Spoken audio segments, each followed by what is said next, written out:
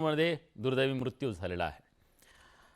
पण आपण भुजबळांच्या बंडाच्या संदर्भातली चर्चा करणार आहोत आणि या चर्चेला सुरुवात करण्याच्या पूर्वी काही मूलभूत सवाल रोजच्या प्रमाणे बडे मुद्दे आपण उपस्थित केलेले आहेत ज्याची आपल्याला चर्चा करायची आहे। बघूया हे सवाल कुठले आहेत। भुजबळ पुन्हा खरोखरच बंड करतील का?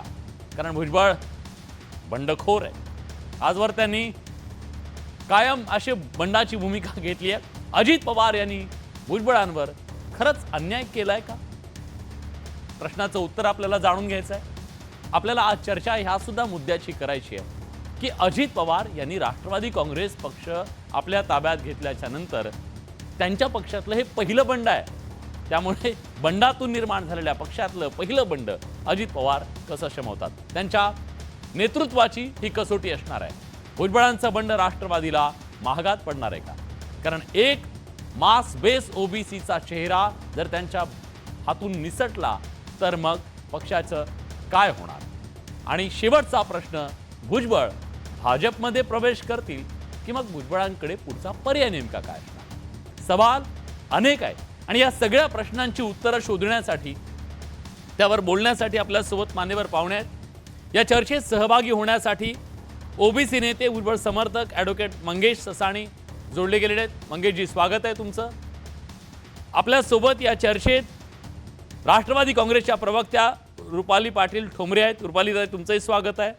आणि आपल्यासोबत ज्येष्ठ पत्रकार संपादक दिव्य मराठीचे अभिजित कुलकर्णी नाशिकहून जोडले गेलेले आहेत। अभिजित सर, तुमचं सुद्धा स्वागत आहे। माझा प्रश्न पहिला मंगेश ससाणी यांना आहे। मंगेशजी, आज ज्या प्रकारची आक्रमक भूमिका तिसऱ्या दिवशी सुद्धा छगन भुजबळ यांनी घेतलेली आहे, ही भूमिका पाहता भुजबळ साहेबांच्या कार्यकर्त्यांनी, राष्ट्रवादीच्या कार्यकर्त्यांनी आता समजायचं का की बाण निघालेला आहे आणि आता माघार नाही? हे बंड नेमकं जाणार कुठे? नाही, नक्कीच। कारण की ज्या पद्धतीने गेल्या 1 ते 1.5 वर्षापासून या महायुती सरकारवर मनोज जरांगे नावांचं जे वादळ घोंगावत आलं होतं आणि याला स्वतः भुजबळ साहेबांनी समोर होऊन थोपवून परतून लावलं। भुजबळ साहेबांच्याच पुढाकारामुळे, भुजबळ साहेबांच्या चेहऱ्यामुळे आणि जी ओबीसीची जी लाट निर्माण झाली, ओबीसीचा अंडरकरंट निर्माण झाला, त्यामुळे ह्या महायुती सरकारला एवढं पाशवी बहुमत मिळलं। 231च्या वरती आमदार निवडून आले आणि त्यानंतर ज्या भुजबळ साहेबांच्या चेहऱ्याकडे बघून ओबीसीचा जो आपण म्हणता येईल की ओबीसीचा पॅटर्न चालला आणि काम झाल्यानंतर तुमचं सत्ता संपादनामध्ये तुम्ही भुजबळ साहेबांना अशा वाईट पद्धतीने ट्रीट करता, त्यांना डावललं जातं। त्यांना पहिल्यांदा लोकसभेला उभा राहा म्हणता, नंतर त्यांना तिकीट देत नाही, नंतर परत राज्यसभेला त्यांना डावललं जातंय। त्यानंतर नाशिक येवल्याला तुम्ही पाहिजे, आम्हाला तुम्ही राज्यामध्ये पाहिजे, विधानसभेमध्ये तुमचा आवाज पाहिजे असं बोलायचं। आणि ज्या वेळेस भुजबळ साहेबांनी येवल्यामधून निवडून आले त्यानंतर आता तुम्ही त्यांना जाणून बुजून या कॅबिनेट मधून लांब ठेवता। जवळजवळ 35 ते 40 वर्षाचा अनुभव असलेले भुजबळ साहेब, 3दा उपमुख्यमंत्रीपद भूषवलेले भुजबळ साहेब, 7 वेळा ते विधानसभेचे, विधान परिषदेचे आमदार होते, सभागृहातले एवढे वरिष्ठ नेते आणि पक्षातले वरिष्ठ नेते, त्यांना जर तुम्ही अशा प्रकारे वाईट वागणूक देत असताल, अशा प्रकारे त्यांच्यावर अन्याय करत असताल, तर नक्कीच भुजबळ साहेब हे काय कुठलाही अन्याय सहन करणारे नेते नाहीयेत। शिवसेनेतनं बाहेर पडताना पण त्यांनी ते दाखवून दिलेले। त्यामुळं हा विषय मंत्रीपद दिलं नाही याचा नाहीये, हा विषय ज्या प्रकारे ही वागणूक दिली गेल्या 3 दिवस झाले, का नाही मग अजितदादा, त्यानंतर मग तटकरे साहेब हे समोर येऊन यांनी स्पष्टीकरण दिलं? तुम्ही कोणत्या प्रकारे भुजबळ साहेबांची समजूत काढणार आहे? पहिल्यांदा अपमान करायचा, 6 कोटी जनतेचा आवाज, 6 कोटी जनतेचा व्हॉइस, यांना अशा प्रकारे वागणूक दिल्यानंतर भुजबळ साहेब तर नाराज होतातच, परंतु ही सगळी जी जनता आहे त्यांना कुठंतरी मनाला हे लागलेलं आहे। आणि हा ओबीसीचा अंडरकरंट या जरांगेंच्या आंदोलनामुळे खूप ताजा आहे। ओबीसीची लाट आणि ओबीसीचं जे आता स्फुल्लिंग आहे ते खूप ताजं आहे।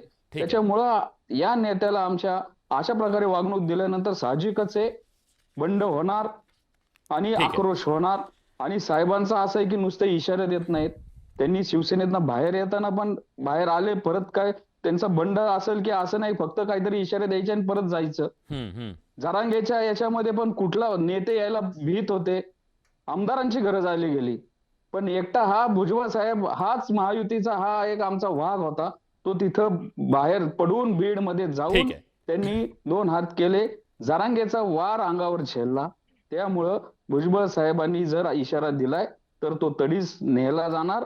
भुजबळ साहेब जिल्ह्यात तालुक्यामध्ये राज्यात नाही तर बाकीच्या राज्यामध्ये पण फिरणार आणि ओबीसींचा परत हा जो एल्गार आहे हा परत आता एल्गार उसळणार. ठीक. रुपालीताई, तुम्ही ऐकलं तुमच्या पक्षातले ज्येष्ठ नेते मास बेस लीडर छगन भुजबळ यांच्या कार्यकर्त्यांची ही तीव्र भावना आहे. 3 महत्वाचे मुद्दे आहेत. एक, मंत्रिपद का दिलं नाही? दुसरं, वागणूक इतकी वाईट का दिली? प्रश्न हा आहे की भुजबळांचं चुकलं काय? मुळामध्ये भुजबळ साहेबांचं काहीही चुकलेलं नाही. छगन भुजबळ साहेब हे ओबीसीचे अभ्यासू आक्रमक ज्येष्ठ नेते आहेतच. आता ज्या आमच्या ओबीसी बांधवांनी ज्या भावना सांगितल्या, ठीक आहे, तो त्यांचा रोष किंवा व्यक्त होण्याचा त्यांना अधिकार आहे. भुजबळ साहेबांना का मंत्रिपद दिलं नाही हे जेव्हा 2-3 दिवसापासून चाललंय, भुजबळ साहेबांची सुद्धा नाराजी आम्ही मान्य करतो. परंतु ही नाराजी व्यक्त होत असताना आमच्या ओबीसी बांधवांनी जे नको ते आंदोलन केलं, म्हणजे माननीय शरद पवार, माननीय अजितदादांना जोडे मारायचं जे आंदोलन केलं त्याला आमचा विरोध होता. मीही एक ओबीसी भगिनी आहे. जेव्हा जरांगेंचं आंदोलन मराठ्यावर आरक्षणावर चालत होतं त्यावेळी भुजबळ साहेबांसोबत आम्ही सर्व ओबीसी त्यांच्या सोबत होतो आणि आमचे नेते छगन भुजबळ साहेबच होते. त्यांनी ते आंदोलनही खूप चांगल्या पद्धतीने हँडल केलेलं. परंतु एक लक्षात घ्या, राष्ट्रवादी काँग्रेस पक्षाचा जर तुम्ही विचार केलात तर जी काही अजितदादांनी राष्ट्रवादी काँग्रेस पक्षापासून महायुतीला पाठिंबा दिला त्याच्यामध्ये छगन भुजबळ साहेब असतील, अजितदादा आहेत.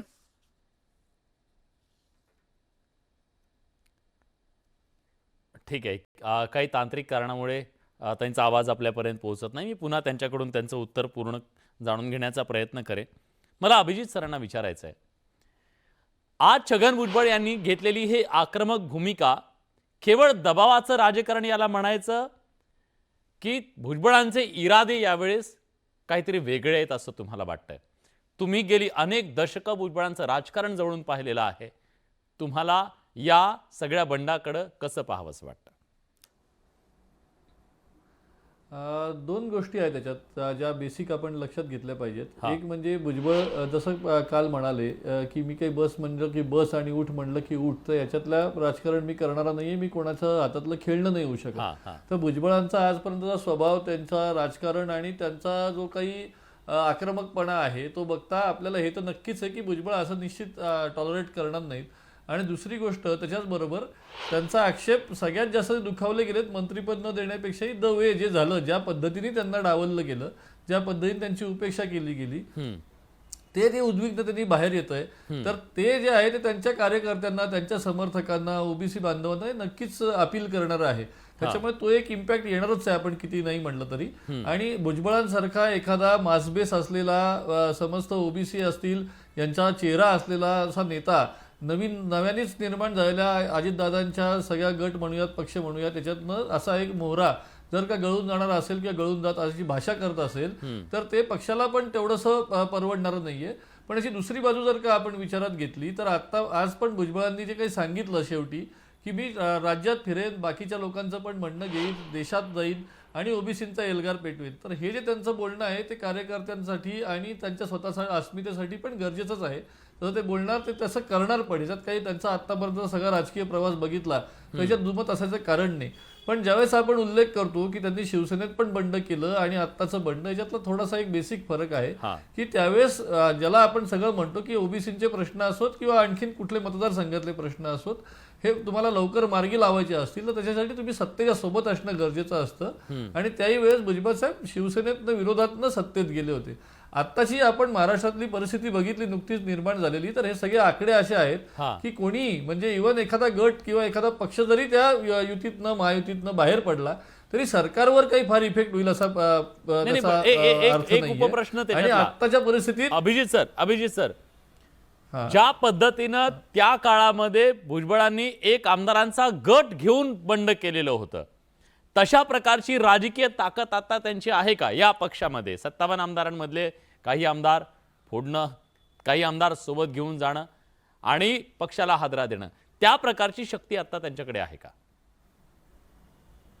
नाही, आता ते त्यांचं इंटरनल काय आहे आणि किती लोकांचं त्यांना अंतर्गत समर्थन आहे हा एक वेगळा मुद्दा आहे. पण आता जर त्यांच्या पक्षाची स्थिती बघितली, त्यातल्या जर का आपल्याला त्यांना वेगळा गट किंवा पक्ष स्थापन करायचा असेल तर आता नवीन सगळ्या याच्याप्रमाणे त्यांना 2/3 लोक घेऊन बाहेर पडायला लागेल. आणि बरोबर. आत्ताच निवडणुका झाल्यात, आत्ता कुठे सत्ता स्थापन झाली आहे, त्याची फळं आत्ता कुठे ते लोक चाखणार आहेत. आणि अशा परिस्थितीत लगेच म्हणजे मला तेच वाटतं की ते सुद्धा भुजबळ साहेबांचं आत्तापर्यंतचं सगळं राजकारण बघता, भुजबळांचं आत्तापर्यंतचं सगळं वाटचाल बघता आणि त्यांचे एक मॅच्युरिटीची लेवल बघतात, ते पण असं तडकाफडकी एवढ्या सगळ्या सत्तेला आणि याला लाथ मारून तडकाफडकी काहीतरी तिरीमिरीत निर्णय घेतील असं वाटत नाही आता तरी. ठीक आहे. त्यांच्या मला मनात जी अस्वस्थता आहे, उद्विग्नता आहे, त्याला ते वाट करून देत आहेत. ठीक आहे, मला त्यांच्या पर्यायांच्या बद्दल बोलायचं आहे. तो मुद्दा आपण चर्चेत आणूया की छगन भुजबळ यांनी जर समजा बंडाची भूमिका घेतली तर पुढे पर्याय काय, त्या मुद्द्याबद्दल येऊ.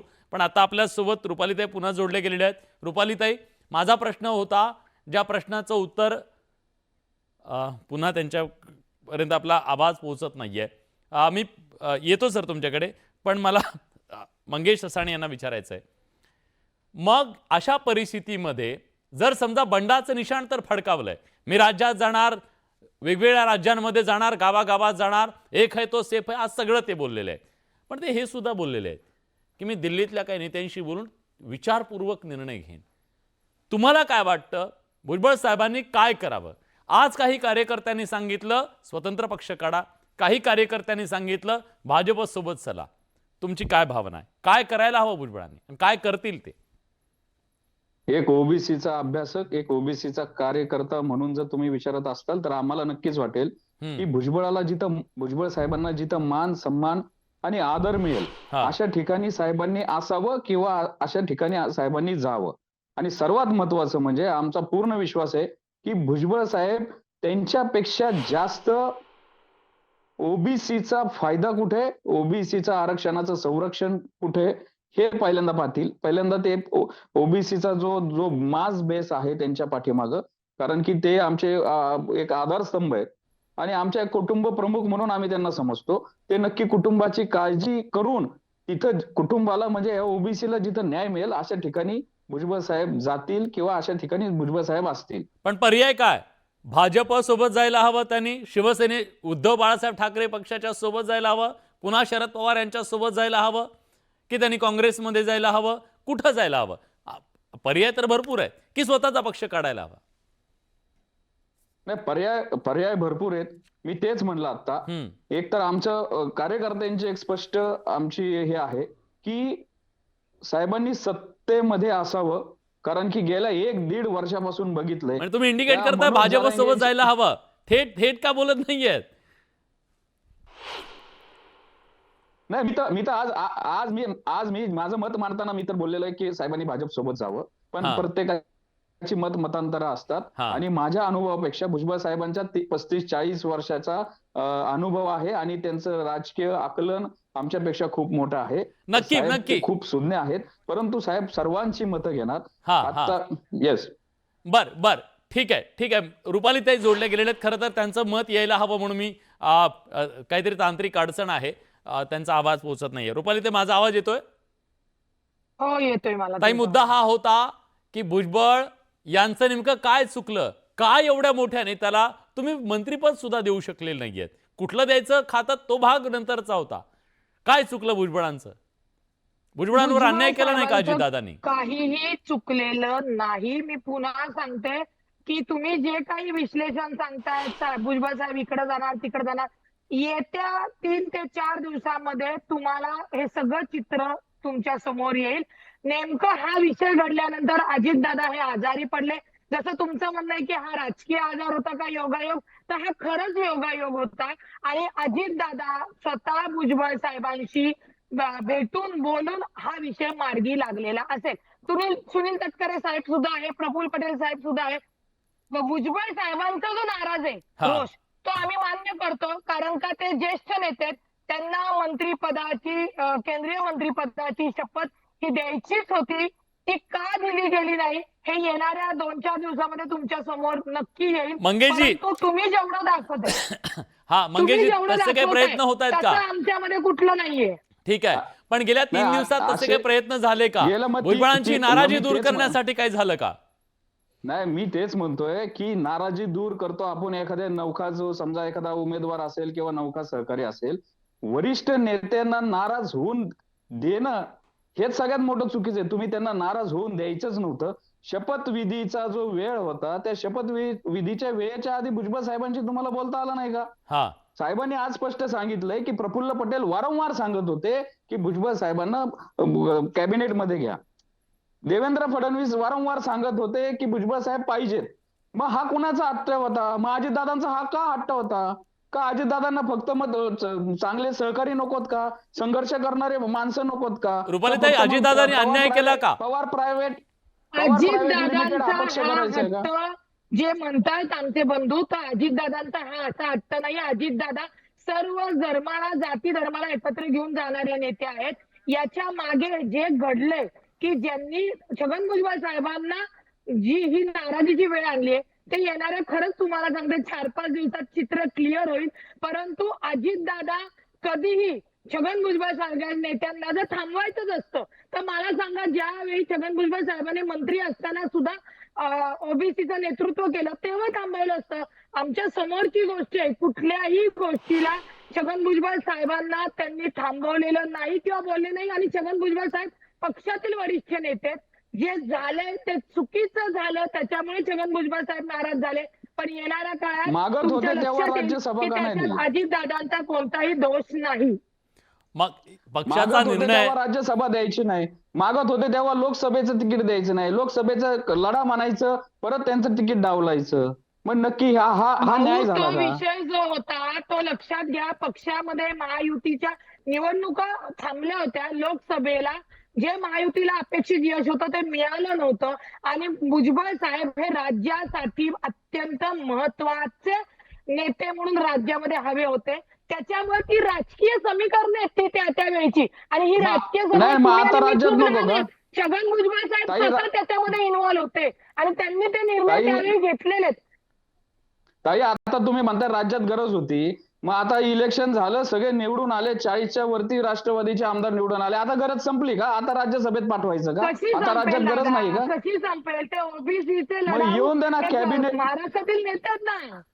मग ते म्हणतात सत्तेसाठी गरज संपली. सत्तेसाठी रस्त्यावरच ते करायचं घ्यायचे, का लढा? सत्ता आल्यावर विसरून जायचं असा त्यांचा आरोप सत्ता आहे. आल्यानंतर मग रस्त्यावर लढा लढायचा अजिबात का? तसा विषय नाहीये. मी पुन्हा सांगते की जे त्यांच्या बाबतीत घडलं त्याच्याबद्दल आम्हाला सुद्धा आश्चर्य वाटलं की छगन भुजबळ साहेबांना कसं काय नाही देण्यात आलं. परंतु त्याच निमित्तावर अजितदादा हे आजारी पडले. आता अजितदादा आजच दाखल कामकाजाला सुरुवात केलेली आहे. आता येणाऱ्या 2-3 दिवसात तुम्हाला तुमच्या समोर आहे. पण आणि अजितदादा अजितदादा स्वतः काय नाराज आहेत करतील? असं कळतंय. एवढा मोठा महत्वाचा मुद्दा असताना मग त्याला अजितदादांनी कामकाजाला सुरुवात केली तुम्ही म्हणता. ह्या मुद्द्याला सामोरं गेलं पाहिजे होतं. आज अजितदादांना पक्ष आज चालवायचा सुरुवात आहे. केली एवढ्या मोठ्या नागपूरमधनं पक्षाची दादा. आज नागपूरमधनं सुरुवात केली. नागपूरच्याच बंगल्यामध्ये थ्रोट इन्फेक्शन म्हणजे छगन भुजबळांना हलक्यात घेत आहेत का? छगन भुजबळांना हलक्यात घेतलं जातंय का? म्हणजे भुजबळ साहेबांना प्रेफरन्स नाही द्यायचा. मीडिया काहीही म्हणू शकते, परंतु राष्ट्रवादी काँग्रेस पार्टी छगन भुजबळ साहेबांना कोणत्याही हलक्यात घेत नाही. ते आमचे वरिष्ठ नेते आहेत. ओबीसीचा चेहरा आहे, महाराष्ट्राचं विजन आहे. फक्त जो प्रकार आता घडलेला आहे, जी परिस्थिती आली तिथे छगन भुजबळ साहेब नाराज झाले आणि ठीक आहे. ती नाराजी नक्कीच अजितदादा दूर करतील. अभिजितजी, आता छगन भुजबळ यांच्या समोरचे पर्याय नेमके काय वाटतात तुम्हाला? आणि कुठला, आपण वेगवेगळ्या पर्यायांबद्दल बोललो, पण प्रॅक्टिकल डिसिजन कुठला त्यांच्यासाठी असू शकतो ज्याला ते प्राधान्य देऊ शकतात? तुमचं विश्लेषण काय? नाही, मुळात असं आहे की आत्ता जी सध्या राज्यातली परिस्थिती आहे ती बघता ते तातडीने असा काही तडकाफडकी निर्णय घेतील असं कधी दिसत नाही. आणि त्यातून त्यांना अगदी आपण असं समजूयात की त्यांना पर्याय निवडायची वेळ आलीच तर भुजबळांसारखा नेता जो आहे तो आता परत काही शरद पवारांकडे किंवा उद्धव ठाकरेंकडे तेवढ्या सहजासहजी किंवा तेवढं सगळं आता तशी परिस्थिती पण नाही जातील. तर एक तर ते भाजपचा त्यातला त्यात पर्याय त्यांना जवळ करू शकतील, किंवा किंवा त्यांनी जर ठरवलं की आता परत एकदा राईट फ्रॉम स्क्रॅच सगळं सुरू करायचं, आपल्याला सगळं वादळ पूर्वीसारखं उभं करायचं, आता ते त्यावेळेसची परिस्थिती, त्यांचं सध्याचं वय, या सगळ्या गोष्टी बघता की तो पर्याय सुद्धा त्यांच्या दृष्टीने असा नाहीये की आता ते लगेच तातडीने उद्धव ठाकरे म्हणाले ते अधूनमधून माझ्या संपर्कात असतात. राष्ट्रवादी आणि मागच्या काही काळात त्यांनी माफ सुद्धा उद्धव केलेलं ठाकरे आहे. म्हणाले संपर्कात असतात, पण आता आपण बघितलं त्यांच्या कार्यकर्त्यांचं पण आणि त्यांच्या समर्थकांचं पण काय म्हणणं आहे, सत्तेसोबत आणि ते चला. सगळ्यांचं म्हणणं की आता आपण सत्तेपासून परत सत्तेपासून दूर जाऊन करणार काय, परत 5 वर्ष कारण तुम्ही आहे. संघर्ष करणार, सगळं करणार, आणि मग ते ओबीसीचे प्रश्न पण असोत एक- किंवा त्यांच्या एक- एक मतदारसंघातले एक मुद्दा, प्रश्न असोत, गेल्या ते काही थोडं दिवसात मागे ते पडणार. भाजपच्या खूप जवळ गेलेत हे नाकारता येणार नाहीये. छगन भुजबळ सातत्याने एक गोष्ट सांगतात, अभिजित सर, मला लोकसभेला उभं राहण्यासाठी आज पण शहा त्यांनी अमित शहा कालपासून- नरेंद्र कालपासून मोदींनी त्यांनी- पुढं केलं. आता शेवटच्या क्षणापर्यंत Exactly. देवेंद्र फडणवीस माझ्यासाठी आग्रही होते. हे दादांपासून दूर जात आहेत आणि तिकडे जवळ जात आहेत का?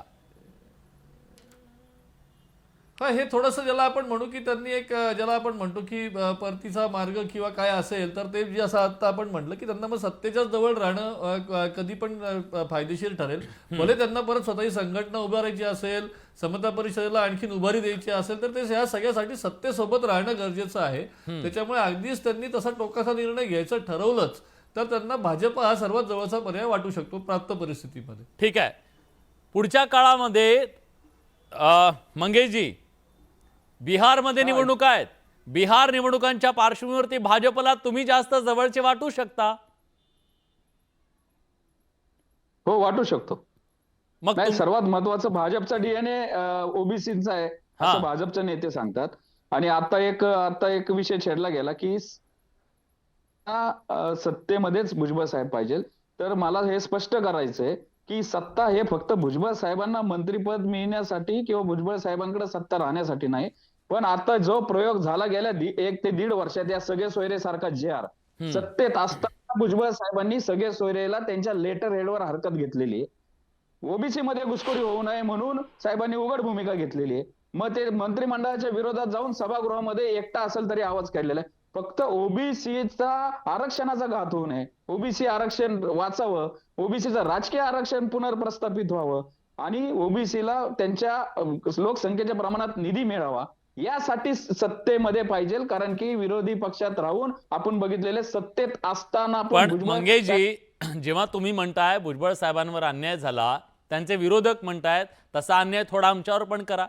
त्यांच्या मुलाला विधान परिषद आहे, पुतण्या आहे, तो अध्यक्ष होते मुंबईचे, ते स्वतः मंत्री होते, थोडा असा अन्याय आमच्यावर पण करा असं उपहासात्मकरित्या म्हटलं जातंय. मग खरंच अन्याय झाला, ही भूमिका पटली पण पाहिजे ना? नाही, अन्याय नक्कीच झालेला आहे ना. अन्याय कारण की तुम्ही जरांगेंच्या विरोधात, या जरांगेंचा जो जातीवादी संघर्ष महाराष्ट्रामध्ये झाला, या जरांगेंनी खालच्या पातळीला जाऊन भुजबळ साहेबांच्या सारख्या वरिष्ठाला शिव्या दिल्या. कोणी त्यांना अडवायला आलं नाही हो. कोण म्हटलं नाही की आमचे भुजबळ साहेब वरिष्ठ आहेत, त्यांना हे करा. मग तुमची भुजबळ साहेबांमुळे सत्ता येत असेल, ओबीसीचा तुमचा डीएनए म्हणून भाजप सांगत असेल, आणि त्यामुळे जर तुम्हाला एवढं मोठ्या प्रमाणात बहुमत मिळत असेल तर मग हा अन्यायच आहे. ठीक आहे. आणि मग रुपालीताई, माझे शेवटचे काही मिनिट आहेत. रुपालीताई, जे प्रेम भाजपला आज भुजबळांच्या बद्दल आहे, ते प्रेम तुमच्या नेत्यांना का नाहीये? काय घडलंय? असं काय वादविवाद झालाय? काहीतरी त्यांची भूमिका चुकलेली वाटतेय? काहीतरी असं असेल ना की नाही आता नको भुजबळ, जेवढं त्यांना प्रेम वाटत तुम्हाला वाटत नाहीये नेतृत्वाला? आमच्या नेतृत्वाला छगन भुजबळ साहेबांबद्दलचं प्रेम, आदर, त्यांनी केलेलं काम हे मान्यच आहे. एक लक्षात घ्या, महायुतीमध्ये भाजपकडे गेल्यानंतर भाजपने त्यांचं कौतुक केलेलं आहे. नाहीतर याच्या आधी भुजबळ साहेबांवर ज्या काही कारवाया झाल्या त्या कुणामुळे झाल्या होत्या हे जग जाहीर आहे. त्याच्यामुळे याला वेगळं वळण देण्यात येते. ते न देता एक लक्षात घ्या की छगन भुजबळ साहेबांचा जो नाराजीचा सूर आहे तो अजितदादा येणाऱ्या 4-5 दिवसात तुम्हाला संपलेला दिसेल. कुठेतरी माशी शिंकलीये, ती कुणामुळे शिंकली हे येणाऱ्या काळात दिसेल. आणि जे आमचे ओबीसी बंधू म्हणतात, जेव्हा आरक्षणाचा विषय होता तेव्हा ओबीसी तर पाठीशी होतेच, परंतु अजितदादा सुद्धा संविधानात्मक आणि कायदेशीर मागणीच्या पाठीशी छगन भुजबळ साहेबांच्या होते, हे आमच्या बंधूंनी विसरू नये. ठीक आहे, बघूया छगन भुजबळांनी आज तरी हे बंडाचं निशाण फडकावलेलं आहे, पण ते बंड पुढे कशा पद्धतीनं पुढे जातं, ते कुठे जाऊन थांबतं, हेही पाहणं महत्त्वाचं आहे. भुजबळ हे एक वादळ आहेत आणि हे वादळ पेल्यातलं आहे की महाराष्ट्रात ते घोंगावणार आहे हे पाहणं महत्त्वाचं असेल. पण आम्ही जेव्हा प्रेक्षकांना विचारलं की खरंच छगन भुजबळ यांच्यावर अजित पवार यांनी अन्याय केलेला आहे का, बघा प्रेक्षकांना काय वाटतं. प्रेक्षकांचं मत आहे 62% लोकांना वाटतंय अजित पवार यांनी भुजबळ यांच्यावर अन्याय केलेला आहे, तर 38% लोकांना वाटतंय नाही, त्यांच्यावर अन्याय झालेला नाहीये. आज या चर्चेमध्ये आपण आलात, आपली भूमिका मांडलीत, त्याबद्दल मी सगळ्या पाहुण्यांचे मनापासून आभार व्यक्त करतो. बडे मुद्देमध्ये या चर्चेत आज आपण इथेच थांबतोय. ब्रेक नंतर पुढचा मुद्दा, कुठे जाऊ नका, पहा फक्त न्यूज 18 लोकमतवर बडे मुद्दे.